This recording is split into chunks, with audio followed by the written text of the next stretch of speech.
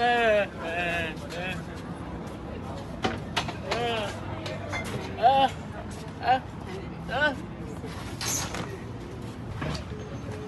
daripada Jabatan Perangkaan. Saya datang nak buat bayaran cek ekonomi dekat lot punya pasar malam ni.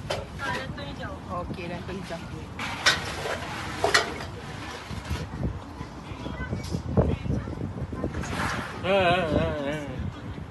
Apa pasar malam. Yang bazar tu nanti. Waktu tu nanti Pun makin juga lah. Bapak yang sama je? bapak yang sama. Okey, bapak. Tenang kan Maknanya pasal kalau orang sini berniaga, pasar Ramadan pun sini jugalah. sini. Kebanyakan di sini lah. Kalau kata dah start banyak tu, kita tak nak buang masa sangat lah. Maksudnya tak perlu tanya soalan jela-jela. Kalau boleh, make it short lah kan. Mana yang belum cut nanti waktu patah balik tu mungkin orang datang ambil je. Yang mula pada sini, mula pada sana. So kita jumpa tengah-tengah lah. Kalau ada yang belum pergi banci lagi, banci terus. Oh, kalau dekat Sungai Besi ni memang 2 kali lah. Sehari ya kak? Akak boleh dapat berapa satu malam? Dia untung ke atau majoriti? 2 minggu sekali kan?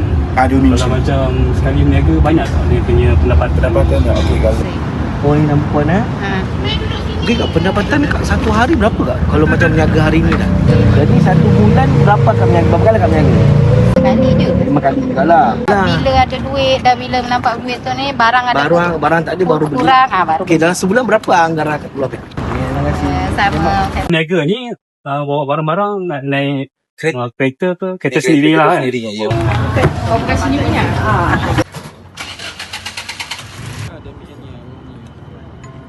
Kak, pekerja sendiri ke ada pekerja? Sendiri. Sendiri bos, sendiri bekerja. Alright.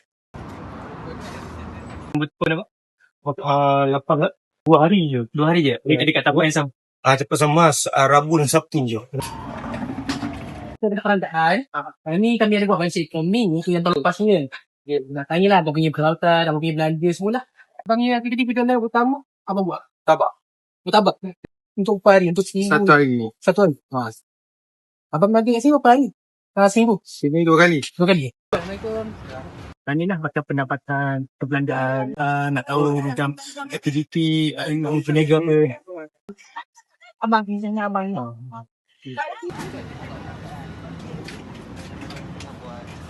Hari ni kali ketiga ke? Pernah ada juga. Bila betul lepas hari dia tanya tak dia kata berniaga ayam goreng. Ayam goreng. Macam ni. Goreng, ke berbola-bola. Mungkin cucuk.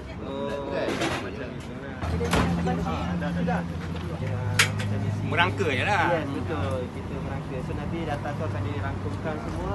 Baru akan keluar statistik dia.